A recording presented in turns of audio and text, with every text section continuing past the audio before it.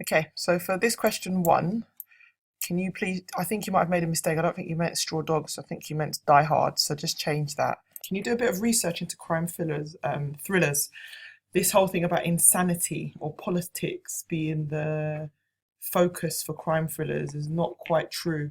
Insanity sometimes, but it's usually maybe revenge or uncovering some kind of complicated backstory. But in terms of insanity and politics, those are not the kind of general themes for crime thrillers.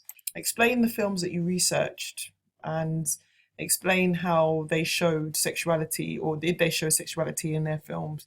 You said from the films that we researched, none of them seem to contain any sort of homosexual romance. Did they contain romance, and was it always, and if so, what kinds of romance did they include? Just say the films that you researched.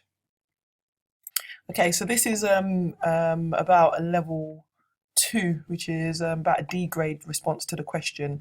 It lacks detail. You've mentioned down here how you have followed, you've challenged conventions, but you haven't linked it to any work that you've done apart from the Kill Bill statement. And you talked about Kill Bill, and you've got an image of Die Hard, but talked about Straw Dogs here. I think what you need to do is you need to talk about not just the conventions of thriller films, also the conventions of titles, the titles, the order of titles. What films did you look at to get the correct order, the correct labels? Also, you need to think about how you established character, how you established theme, how you established story, how you establish location. Remember when we did all of that work on how you establish, how directors establish particular things within an opening sequence. So it shouldn't just be about thriller, it should be about how you've challenged or reinforced conventions of title sequences themselves in terms of structure. It would also be good in this question to have a few more images of your opening sequence itself, show what you, and to explore how you've challenged or reinforced conventions. See, I can see you've used e-maze, but the exam board will straight away say, what's this image in the back? It shows that you haven't thought about how you're presenting your work. If it's about thriller films, maybe have a theme in the background that relates to thriller films, or relates to representation or whatever it may be, but it just looks a bit odd, this picture. Remember, it's all about being creative. I like this and what you said about representation of homosexuality. Just be careful with your spellings here. Let's see some pictures of screenshots from your open sequence as well. What would be quite nice is for you to, you've mentioned here, whoops a daisy, you've mentioned here about how men are normally represented. Link it to representations of men from thriller films and tell me how you talked about them being represented as lustful or whatever it may be, or sexual desire. Show me some men from thriller films that you've researched into that you think show this idea of a well-known stereotype. If you could change the text in this is very, very difficult to read because of the background. So if you could just change the text, the color of the text maybe, or the effect on the text, whatever it may be, but you just can't really read it. I've seen now that it's a bit clearer. I think obviously it was in process of moving, so it's fine. So rather than ideal platform, an ideal channel to broadcast is what you mean. Also, your film isn't a controversial drama. Careful of your spellings of controversial. Your film's a thriller film. Show me some examples of films that, or programs, controversial programs, thriller, that Channel 4 has broadcasted in the past. Yeah, so you said that they show independent British works like our own, for example, and also appeals. What also appeals greatly to our key demographic? Tell me how you know this. How do you know that they appeal? Are you talking about Channel 4 or the types of programs they show? Just make this clearer.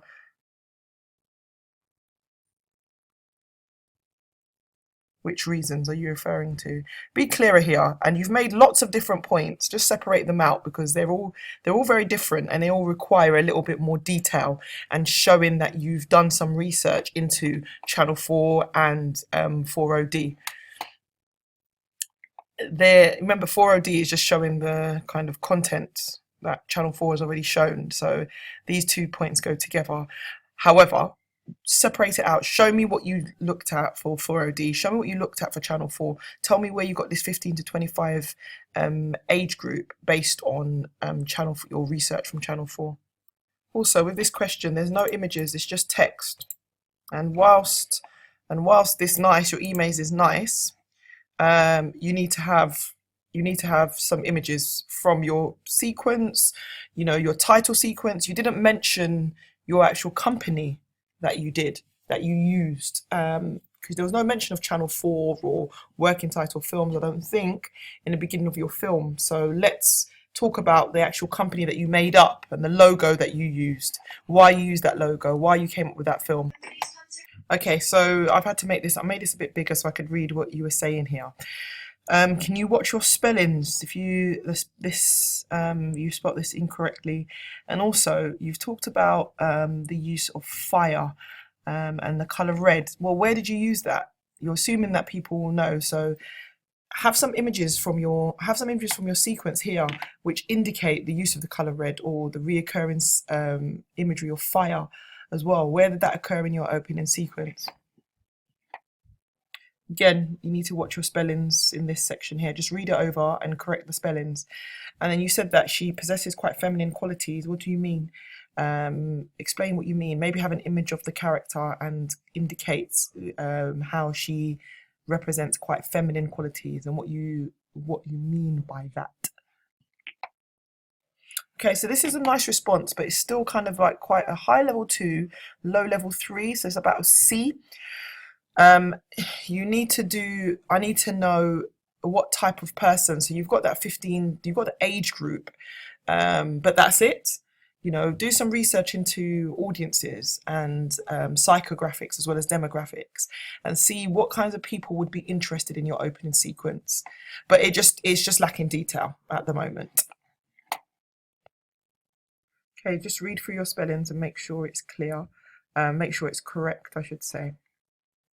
Here you mentioned Hitchcock. That would have been good for you to put in your question 1 about how you followed conventions of real media products. I think that research into Hitchcock would have been great to talk about in question 1. Okay, so this is not you haven't used this term correctly. It's psychographic, but I'm not too sure about artistic psychographic. That not the right phrasing at all. Do some research into psychographics and then use the correct words. What does sophisticated content mean?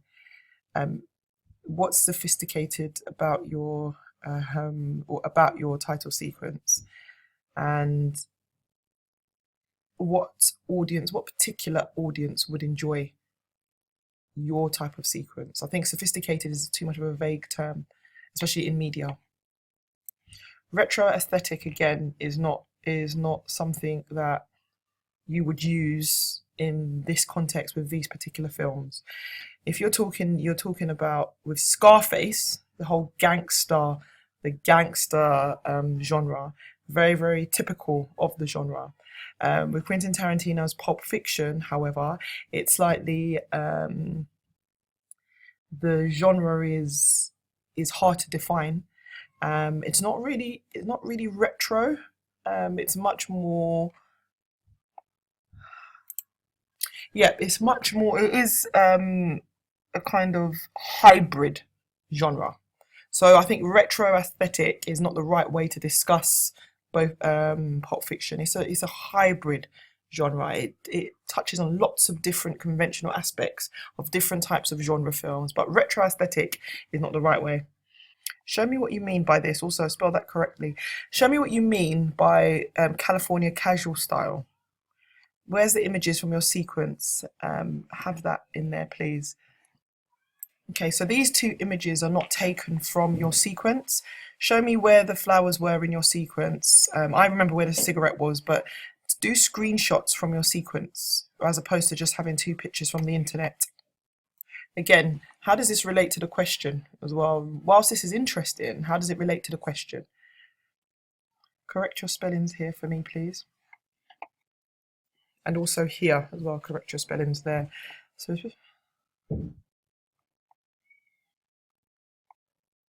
How was she represented as slightly off the wall? Because that's not clear. Explain how she's represented as off the wall. An image, maybe your sequence playing so we can see that.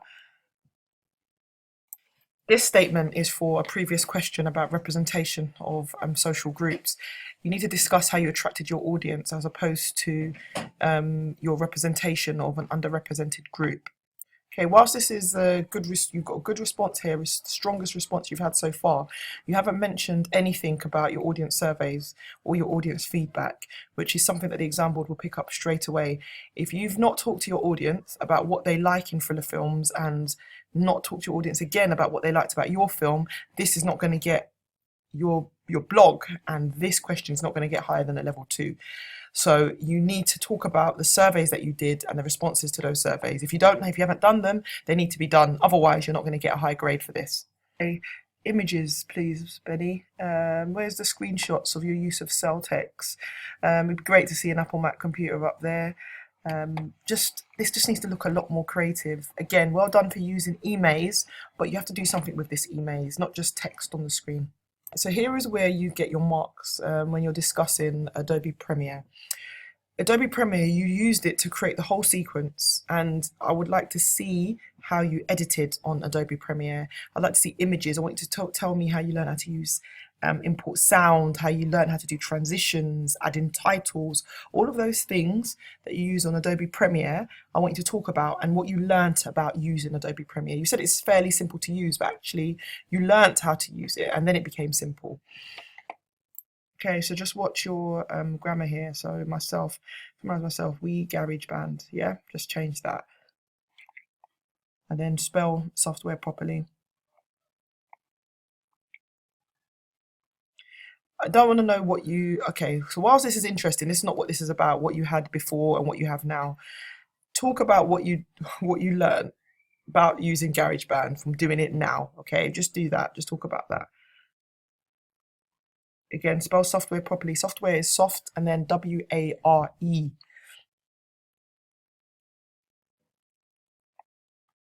Show me the YouTube videos that you linked to. Yeah, put some links.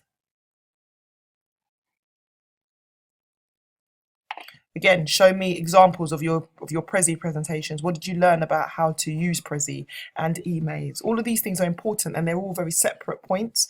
One of them should be on GarageBand and everything you learned about GarageBand. One slide should be on Adobe After Effects, another slide should be on Prezi and eMaze. This is not about summarizing, it's about really explaining in real detail about all of these technologies that you used. You need to change this picture. I'm not too sure what this has got to do with your work.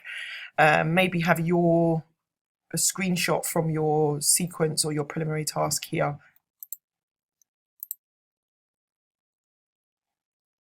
Get your preliminary task here and tell me talk about your preliminary task. You talked about the fact that you didn't know anything and how to use the camera. Show your preliminary task here and explain how it shows your lack of knowledge about how to use the equipment.